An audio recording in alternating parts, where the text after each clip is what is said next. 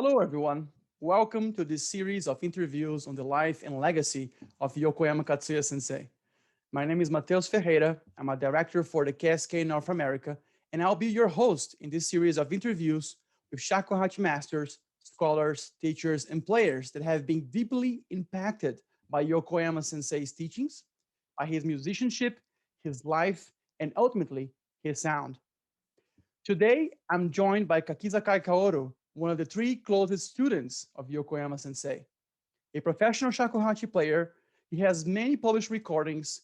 He plays all over the globe on a regular basis, and he's also my teacher. So Kakizakai Sensei, currently he's a lecturer at the Tokyo College of Music. He's a full-time instructor for International Shakuhachi Kenshukan, International Shakuhachi Training Center. He's an instructor for the NHK Cultural Center and also the president for the Chichibu Shakuhachi Kenshukan School and also the Nerime School.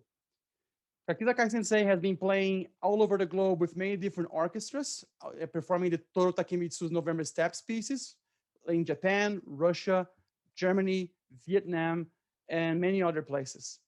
To sum it up, he's one of the most accomplished shakuhachi professionals out there today. And without further ado, Kakizakai Sensei, thank you very much for being here with me today. My pleasure. So I'd love to start with a few basic questions here for you, Sensei. I'd love to start asking you about what attracted you to the shakuhachi. Like thinking a little bit more about your shakuhachi trajectory. Your early years of learning the instrument. Can you tell us a little bit about how you get to know the shakuhachi sound and how did you meet Yokoyama Sensei? Okay, so since I was a kid, I liked flutes kinds. And first instrument I encountered among this type of flute was Kena. Kena is a South American flute, shorter, thinner than shakuhachi, but I liked it very much, very much. And when I started it to try without a teacher. But when I was a high school student, I started to play by myself. And in university, I joined. There was a South American music group. I joined to the group and played Kena. And in the end of university, Kena, I felt, oh, I am not from South America, but playing South American flute. Mm. It was very small question. I liked the flute very much, but small question I had. And by chance, because of the same way, same system flute, my one of my father's friend was a shakuhachi player, not professional, but my father recommended me to meet the friend and try shakuhachi. Oh, it's okay. I went to his place. It's very close from my place, about 10 minutes by bicycle. And I tried to blow, but I was a Kena player at that time. But the teacher, first teacher, I can say, my father's friend, didn't know Kena. And I was able to make sound from the beginning. So he was very surprised. Many his students couldn't make sound from the beginning, but he didn't know Kena. That's why he was very surprised. But for me, this is not very special. Just, of course, not good sound, but sound, producing sound was easy. And he was very surprised and recommended me to have good teacher. By chance, he was a Kinko style and he liked Honkyoku traditional pieces, and he recommended me to be Yokoyama Katsuya's student. I I know no one. I knew no one shakuhachi professional players, but he recommended me to be Yokoyama's student. That's why I looked for his address and visited him. And please teach me. So uh, I didn't I didn't hear his sound before meeting him. Very strange. So many people would say, I got a big shock by shakuhachi sound.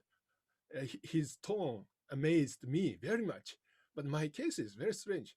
Oh, which sound? I didn't know. But could you teach me? something like that.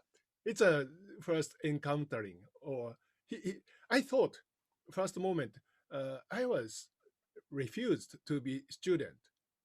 I don't know why, but I thought so. But now I can imagine. Uh, yeah, at that time I was 22.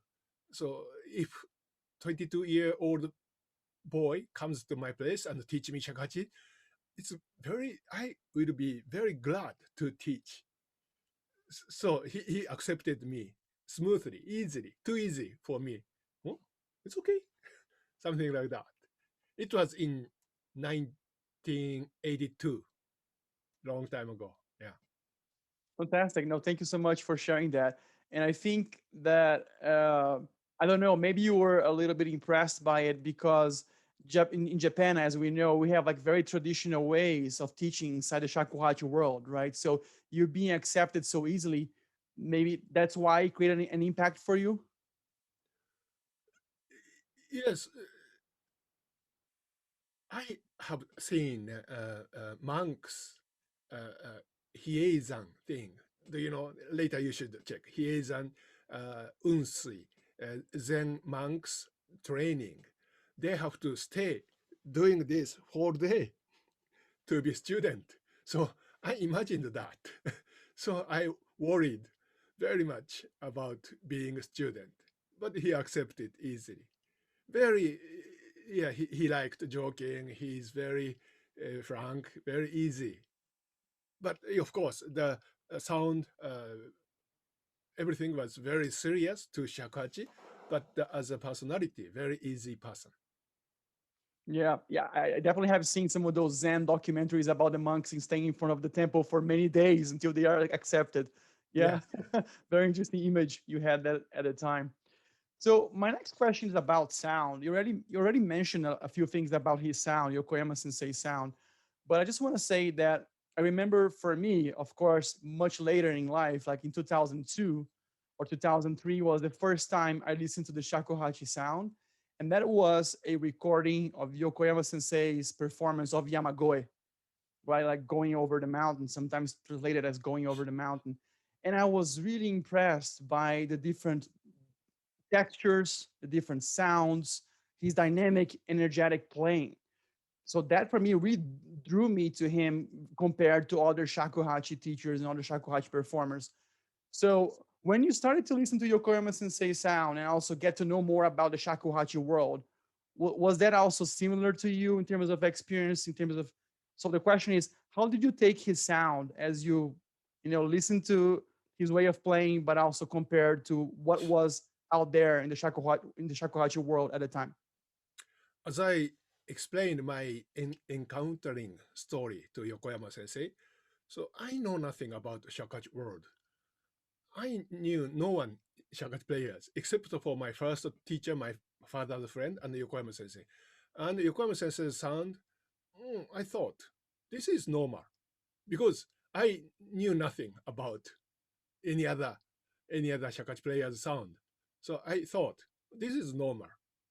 So I didn't feel any very special feeling to Yokoyama Sensei's sound. I am very sorry. His sound was very special, but I knew nothing. So I cannot compare with other Shakat players. So this was very lucky for me because when your standard, normal, usual thing is very high, you can get there easier. Not easy, but easier. If you think this is great, great, it's making a limit to you mentally. It's great. Probably I cannot get there. This is automatically in your brain, this feeling will be made. But I thought, this is not special. It's lucky. It's impossible to get there. But to get there, the feeling is this is normal. Makes my mental limit lower, I think. Yeah, I think that's a very good lesson for us all students because sometimes I listen to your sound and I felt, oh, it's impossible to get there. Not normal. You shouldn't think so. I understand, but different impressions from different people. But let me ask you another question. I would say more connected to learning from Yokoyama Sensei. So the first question is, how many years in total were you a Yokoyama student? I became Yokoyama's student in 1982, and he passed away 2010. So 28 years. But last 10 years, he got a stroke and he cannot play. So 18 years, usually three lessons a month. So 18 years, almost I didn't skip lessons. So uh, 18 by 12 by 3 lessons I had. And for those of us here that never got a chance to meet Yokoyama Sensei in person, which is also my case, right? And of course, many people like starting to play shakuhachi, that's going to be the case for them as well. Could you describe for us a little bit of his personality just so we can get to know him through your eyes, but during a lesson? So if you think about like having a shakuhachi lesson with Yokoyama Sensei, how was he like in terms of, you know, the teaching and the teaching environment and other students maybe being present in the lesson? Yeah, he liked joking very much, very much. So the lesson place is always to meet him, to have lesson, to go to his place. Very fun, always. The what he says was very serious, very serious, but he liked joking with give students advices with joke. But what he meant was very serious. So, for example, my u pitch was very sharp, too sharp. First, he said, it's too sharp, it's too sharp. And my sound pitch, u pitch control was getting nicer. And he said, it's too sharp, still too sharp. But probably it's okay as in Western music. But this is too sharp in shakuhachi traditional pieces. And and he added, guess how many times I have told you the same thing. He like got angry, pretended got angry. How many times? But I answered. Usually, a student should say, "Oh, I'm sorry, I have to practice more." But I replied, probably 300 times. So, yeah, yeah. This was for his question. Guess how many times have I told you the same thing? Probably 300 times. Yes, he pretended, got angry more. I told you more. But he almost, his expression was, I felt he enjoyed the joke and the joke. But what he meant was very serious. This pitch has to be flatter more. Something like that. Yeah, no, thank you. And I remember, if I'm not mistaken, some years back, you shared a story with me about Furuya Sensei, like Furuya Teru Sensei, who is also a close friend to you and a close shakuhachi partner, also one of the most senior students from Yokoyama Sensei. That I remember a story when you mentioned something that he kind of said to, "Hey, Furuya Sensei, like Furuya, you have to joke more." Something like that. That he was too serious while teaching or something. Was that it? Not for to him. When he has a workshop, yeah, Yokoyama Sensei probably he felt, oh, everything was very serious. He should add a little more joke. So probably Fantastic. Yokoyama Sensei felt so. For me, he didn't say so. Yeah, because and speaking a little bit about like teaching methods, but also the teaching atmosphere, right? I have learned or been in workshops with different teachers from different traditions, and sometimes, as you said, it's very serious and very formal. And I think what you're sharing with us here today is that Yokoyama Sensei had this much more lightheartedness, much more freedom in the teaching space. And I think that maybe that's one of the reasons that so many Western students and so many other students around the globe came to study with him. It's really impressive how many people came to study with him from many different parts of the globe. I don't know. Of course, before 1982, before I became Yokoyama's student, he had many non-Japanese students. So I don't know how many. And some Okay. said having only one lesson, when Yokoyama Sensei, for example, visit US and had only one lesson, such a person would say, "Oh, I am a Yokoyama's student." So I don't know how many non-Japanese students he had, but Yeah, at that time, no internet. But his reputation was very. Ex- Many people knew him. So if at that time there was an internet system, I don't know what happened. Yeah. yeah, that's a very good question. We'll never know.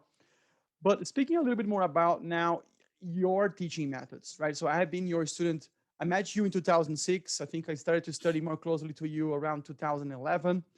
But one of the things that I really also think that sets you apart compared to many other shakuhachi teachers is that you use a lot of creative examples and creative analogies for us to try to produce sounds, right? And that was always very helpful for me. I also know many other of your Western students, they share the same thing. But I was curious, speaking about cultural differences, do you use the same type of approach with your Japanese students as well? Yeah, of course. I don't change anything, just teach. So Yokoyama Sensei's teaching was, yeah, with joke, as I told you, but his style of producing sound is a traditional way. Louder, more, louder, more, louder, louder. Only that, only that. So I had to try by myself how I should make sound, which way it's better. So, uh, and when I started to teach, yeah, it was impossible to use Yokoyama Sensei's system. So Yokoyama Sensei was great. So even just saying louder, louder, a student comes a lot. But for me, I have to teach politely. Otherwise, I lose students. So I observed myself. How, yeah, by chance, my system is probably okay because my sound is kind of loud. So what I am doing, how I produce sound, I had to observe myself. And how about try to do this? How is this system? How the tension relaxing? Yeah. So I observed myself and teach. So gradually, my system became like that. So I'd love to ask you a question here on a more personal note. I know that you never set yourself to be a musician in life, right? You actually had a regular job before you became a shakuhachi professional. So if you could share with us a little bit about your personal history or your personal trajectory here, what was that job and what helped you have this shakuhachi life? Okay, so I started to play the shakuhachi uh, just soon after graduating university. So I was 22 years old, very late, very late. But uh, Kena, South American flute, Kena experience uh, helped, I think, I believe. So I started to play Kena in my high school flute. So that about 5 years experience helped to make sound everything, to controlling mind on stage, something like that. But because of the beginner, kind of beginner as a shakuhachi player, so I cannot be a professional soon after graduating university. So I worked for a company. My major was physics. It's a kind of engineering side physics, and I became a researcher in a company and used uh, electrical microscope or experiments a lot, something like that. So and come back to my place, I practice shakachi a lot, and gradually, uh, someone, koto player, for example, asked me to play in the students' concert, something like that. They paid just a little bit, something like that. But my real income was from the company. And in 1999, my teacher Yokoyama Sensei got stroke, and he said I play again in 2000, so 1 year. He said, but unfortunately he got the second one in early 2000, and he gave up to play. And one day he made a phone call to me. Uh, it was January or February, I cannot remember, but in June 2000, I have to. He said I had to play a November Steps with orchestra, Takemitsu's piece, great piece, with NHK Symphony Orchestra. So I cannot play anymore. So you should play instead of me. What? What? I was very surprised. I was a company employee, but he asked me to play it instead of him. So I thought, oh, it's impossible to play this piece if I am a company employee. I have to concentrate to only shakuhachi and quit the company. So my real debut as a professional shakuhachi player was with NHK Symphony Orchestra, Charles Dutoit conducted Takemitsu's November Steps. It was big change of my life. Yeah. Yeah, I can imagine. And I mean, that was like a big break for you. And do you think that after that you start to do more concerts, have more students and things like that helped you to kind of make a decision? Hey, I'm going to pursue this shakuhachi life now. Yeah, but I thought soon after making such a big concert, uh, there would be many offers to play shakuhachi, but not that much. But it took long time to get student to get the offer of performance, something like that.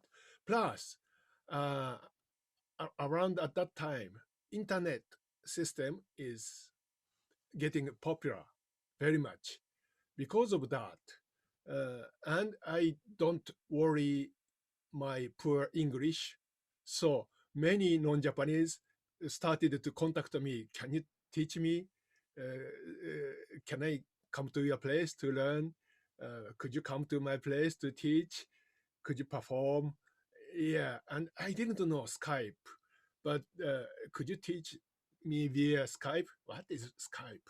Something like that. And now, because of COVID, yes, even Japanese, some Japanese would like to learn with me via Skype, and yeah, and because of people cannot go out, so who had one lesson a week says, "Can I take 2 lessons a week?" So something like that. So many non-Japanese Skype student. Yeah, So what you're saying is that technology and also your language skills also helped you to connect with more people. That's all. yeah, my technology very big, but yeah, at the beginning my English ability is less than now. Now I know I have to learn more, but no, do like this. No, do like this. So this was my yeah way. It's easy Yeah, but because of the video. It's easy to show. that worked, and that works as well. Yeah, All right. So coming back a little bit, you spoke about concerts, right? I just want to go back to Yokoyama Sensei and your relationship with him, because we know that's very common for many students and teachers, right? In this relationship between students and teachers, just for the students to help their teacher in concerts, for example. So I was wondering if you have, I mean, any memorable stories that you could share with us about things that you have seen as you were just helping Yokoyama Sensei on some of his concerts in Japan or abroad. I mean, things that would just help us again understand a little bit more about him as a person and as a player. yeah. When he had a concert, uh, not many cases. My colleagues, Mr. Furuya, Mr. Matama, had played a lot with Yokoyama Sensei, but even me. about 10 years younger than them. But even me, he asked me to play trio or duo in his concert. And uh, when Yokoyama Sensei made a plan to make a Fukudarando pieces, first one was made for as a video. At that time, long time ago, it was a VHS video. I was asked to join because one of the Fukudarando's pieces, there is a Nezumi Guruma.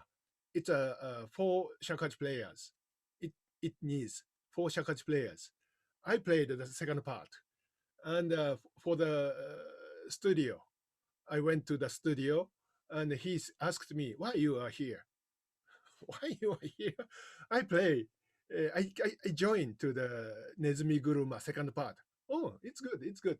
But you came here very far from your place. Not very far, 2 hours and a half by train or something like that. But for him, oh, it's very far. So only one piece, it's not good for you. So please play one of the trio. My part, instead of me, you should play Seki no Akikaze, third part, instead of me. Play. What? Of course, I have played it at that time and uh, recorded. It was filmed. And oh, it's okay, it's okay. So probably if my play was, the quality was very low, probably, no, you have to keep practicing more and I have to play. But almost okay. So only one piece in Fukudarando's video, Yokoyama Sensei didn't play, was Seki no Akikaze because of that story. He probably he wanted to have rest, or he wanted to grow young shaka player. Both. Yeah. Yeah, maybe a little bit of both. And for those of you watching us now, there is a recording of some of those Fukudorando sessions, so you can actually buy that DVD. And for me, it was very nice to see you in your early years, Sensei, Yes, I was playing. probably early 30s, very early, almost 30 or something like that. Yeah, but exceptional playing from all of you, Mr. Matama, Mr. Furuya, and Yokoyama Sensei. So another thing I'd like to ask you here, because I mean we know that Yokoyama Sensei's playing style was deeply influenced by the monk Watazumi Doso, right? So there's like I mean they were also a student and teachers. So Yokoyama Sensei studied many years with Watazumi. So could you share a little bit more about how do you think that Watazumi's playing style influenced Yokoyama Sensei's idea of creating this repertoire of 20, 22, or sometimes 24 Honkyoku pieces, but also the Fukudorando pieces? Because I mean, I know that they are quite different, right? You have the Honkyoku pieces that he learned from Watazumi, but also another teacher that he had was Fukudorando, was a very different style. Could you comment on that, please? Yokoyama Sensei's father was Fukudarando's student, Uchideshi in Japanese. This is a student who lives together, very close. It's a Yokoyama Sensei's father was Fukudarando's Uchideshi for a long time. Of course, that's why Yokoyama Sensei learned with Fukudarando.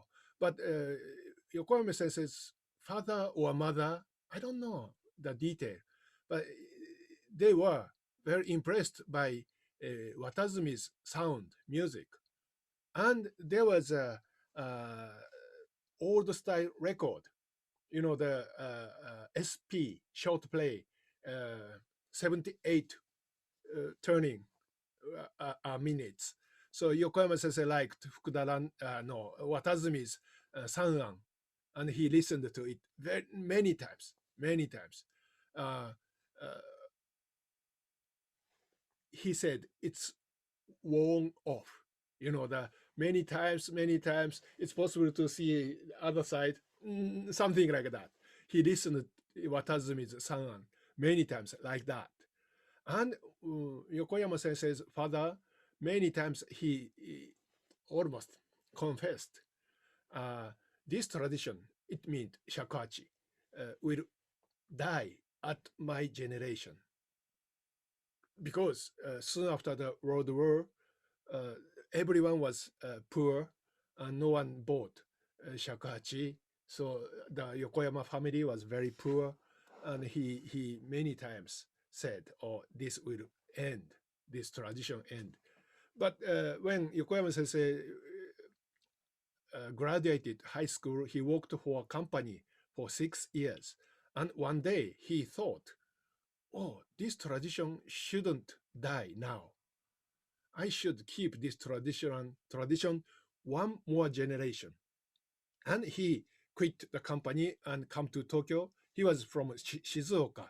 It's between Tokyo and Osaka. He came to Tokyo and started his shakuhachi life. And of course, because of his father's teacher, it was possible to be a Fukuda Rando's student.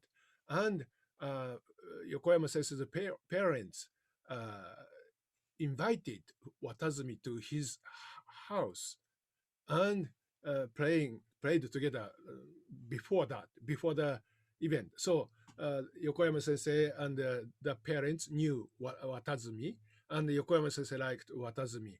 So he became Watazumi's student at the same time.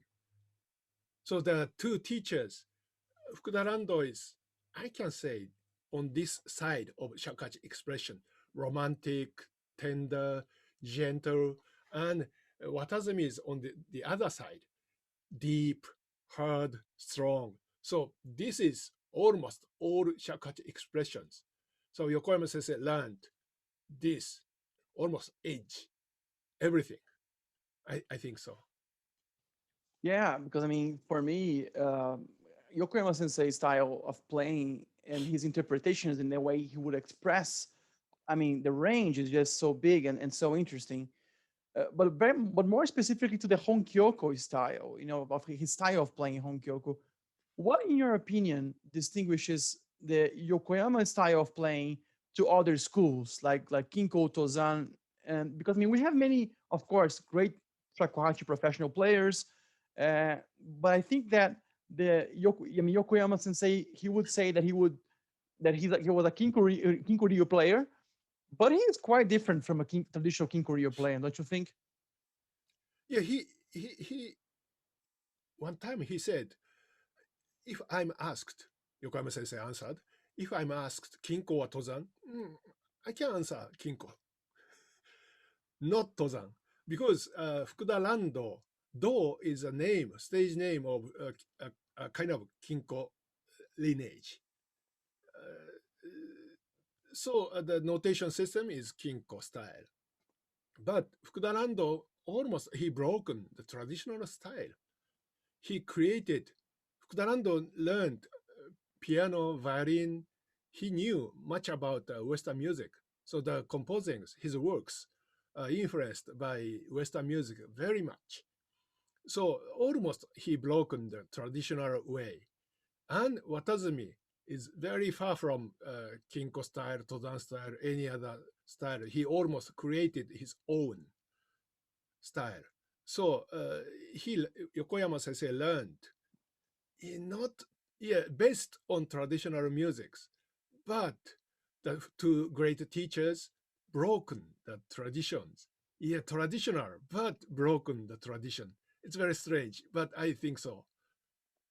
Yeah, and sometimes I mean, some people and students also refer to Yokoyama Sensei's style of playing as like Dokyoku, or also about his shakuhachi group, his shakuhachi guild as Chikushinkai, right? So, do you think that that was also a way to try to kind of distinguish the Yokoyama school of playing a little bit more from all those other styles? Yeah, so and the two great teachers plus Yokoyama Sensei's character, he started very late. I mean, uh, same generation players, great players, Aoki Reibo, Yamamoto Hozan, for example, they are very popular at that time. So Yokoyama Sensei's starting was late, too late. So probably he had to create his own. And by chance, he encountered Takemitsu, kind of contemporary music composer, and he asked Yokoyama Sensei to do this, to do this, to do this. This is very far from traditional shakuhachi things. So Yokoyama Sensei had chances to try new expressions, I think. Yeah, and thank you for sharing that again, because for me, I mean, you're really giving us some more insight into Yokoyama's character.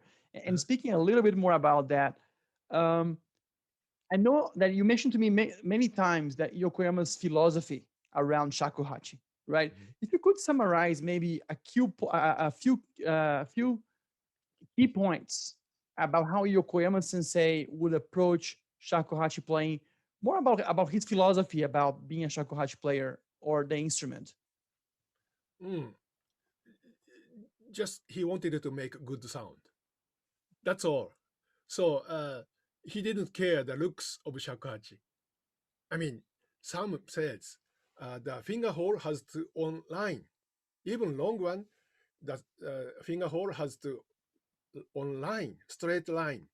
Otherwise, this is very bad manner. But if long one and the finger hole is on line, it's very difficult to close everything. So he didn't care. Turn, change the finger hole position. That helps to make the fingering movement very much. So kind of this is probably the finger holes on one line is a traditional thing. But this is not easy to play. Change the finger hole position. This is the Yokoyama Sensei's philosophy. It's okay if you can make good sound. The priority was very clear. Good sound, pitch control. It's very important. Finger hole position, looks of shakuhachi, bamboo material. I don't care. So, so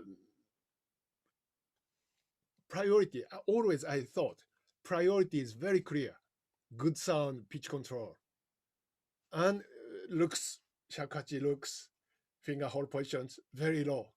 So usually, yeah, you have to use good looks shakuhachi. This priority would be high. Good sound priority is not high. Pitch control is not high. His I can say his order of priority was very clear. Good sound, pitch control. Yeah. Many times you also shared with me about his saying, "Can you play a one tone so well that would please the shakuhachi god," or something like that, right? So, Yes. so do you think that he was, in a way, in a good way, obsessed about making the best possible sound? Yeah. So yeah. He I would say to non-Japanese student, he was, I don't know this word has very strong impact or not, greedy. He was greedy to good sound, to get good sound. Like a kid would like to get a toy, buy me the toy, something like that.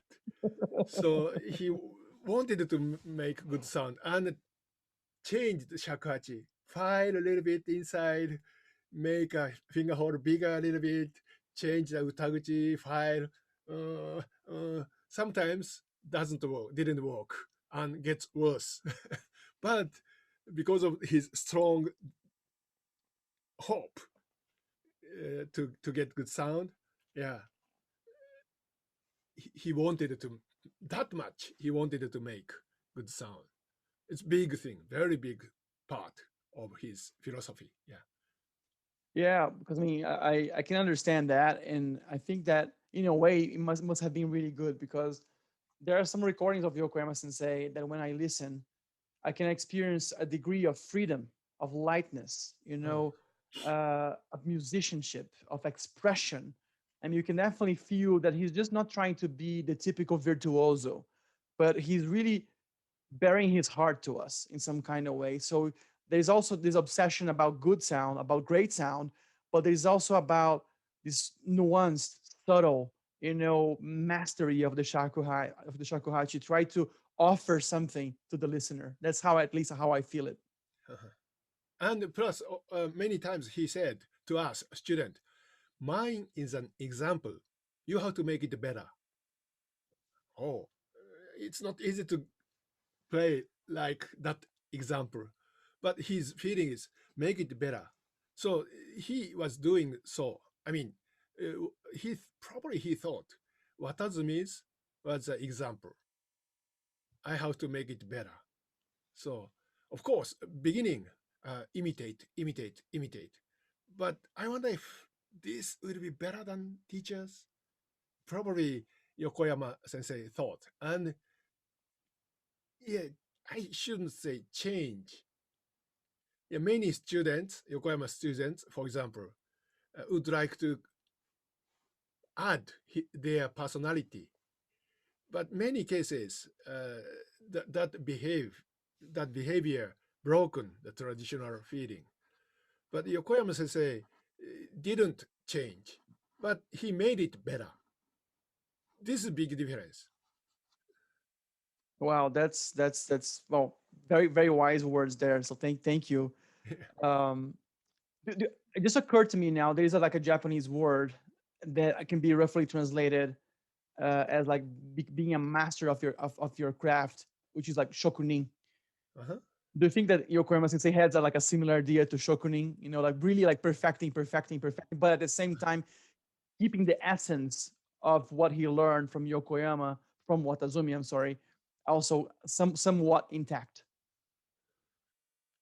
Yeah, so yeah, as I told you, his priority was very clear.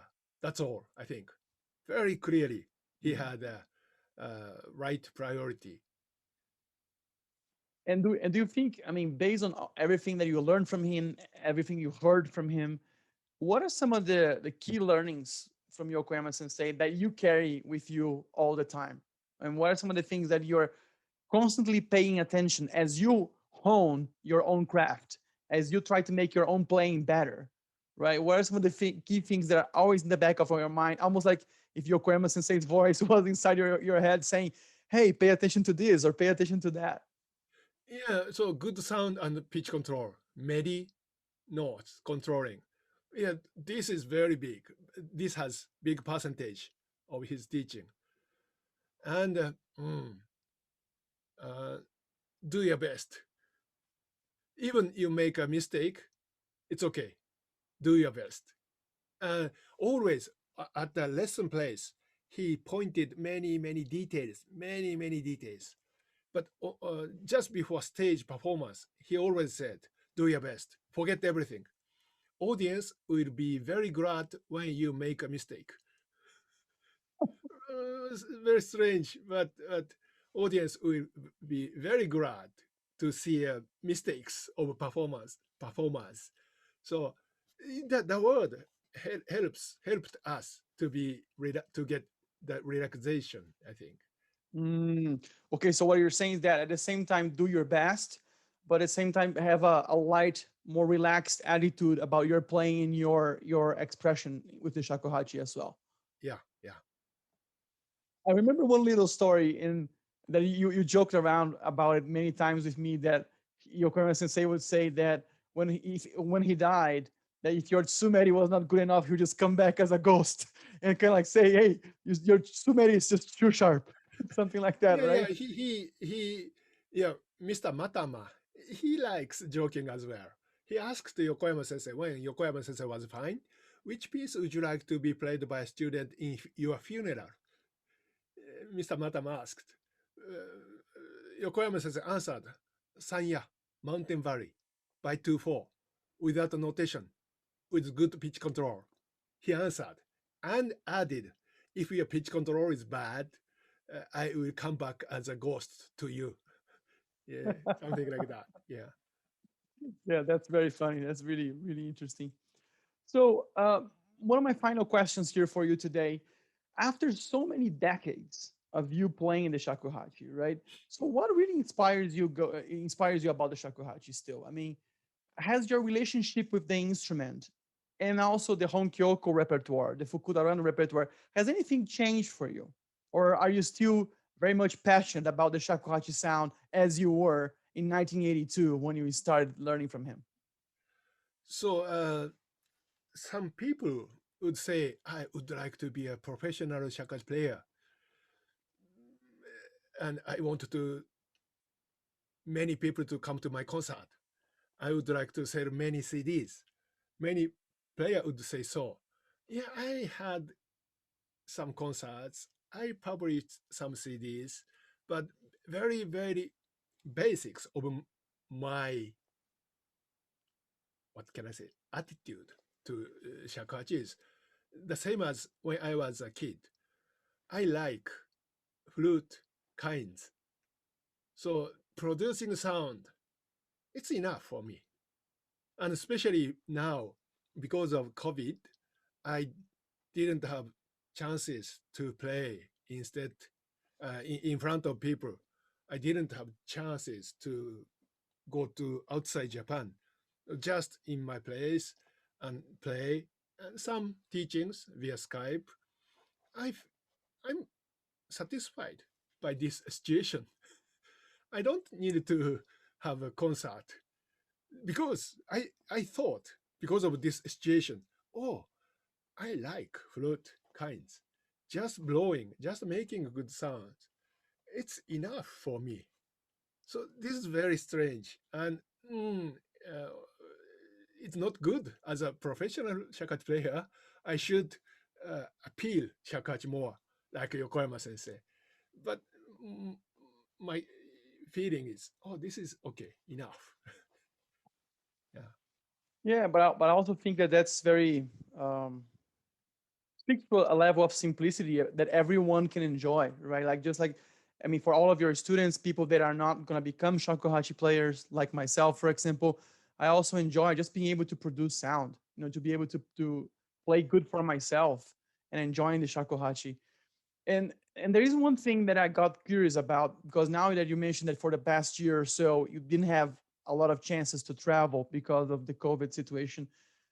Many people still go to the shakuhachi, especially Westerners. I must say, because there is this connection to the Zen Buddhism tradition, and the idea of sui Zen, like blowing Zen, right?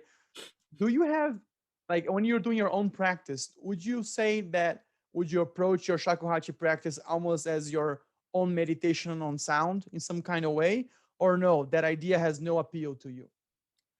Uh, uh, One of my students, he's an American, but he learned Zen a lot. And he teach me, he teaches me Zen, about Zen. I like this word very much.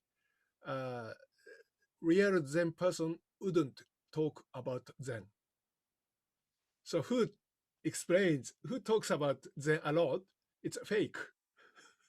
Real Zen monks, they wouldn't say anything about Zen, just do meditation.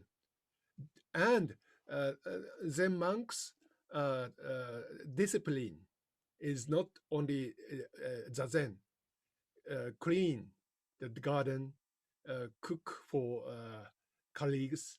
Uh, Everything is discipline. I like this. I like this word. So, and he uh, told me a story.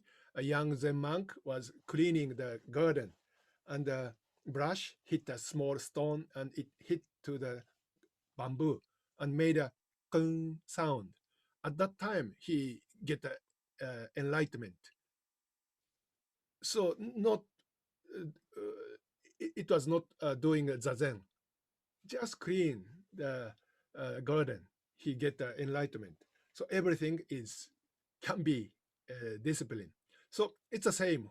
So just blowing, just practicing to um, pitch control, merry practice.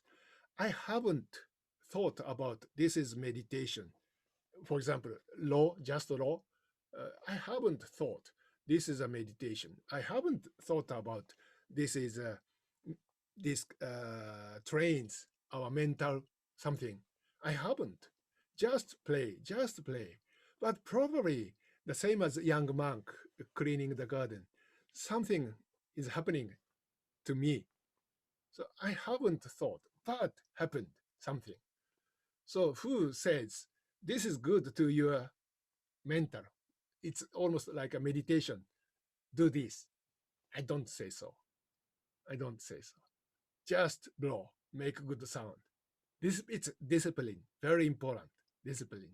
But you shouldn't think the effect, you shouldn't think the result you get. Just do it. Yeah. Well, thank you. I think this is again very, very profound teachings here in a very simple way. So before we end today, Sensei, do you have any words for people that are watching this video for the very first time? They're just hearing about shakuhachi and Yokoyama Sensei, you know, anything that you like to say to people just getting to know the shakuhachi and people that of course are interested in learning shakuhachi? Yeah, so just by your way, you should try it. You don't need to be professional. Uh, just do it. That helps. Something. I don't know. I don't know. I cannot tell you the result. Yeah, you can get by that. I don't know. I cannot say anything. But just do it. Yeah. No, I think that's perfect. Yeah, just give it a try. Just do it. See how you feel. Just pick up the bamboo, right? Yeah. Yes. So, Kakizakai Sensei, thank you very much for your time today. This was a very pleasant interview. A lot of learnings for all of us here, information about the shakuhachi, and especially information more about you, the Yokoyama lineage, Yokoyama legacy as well.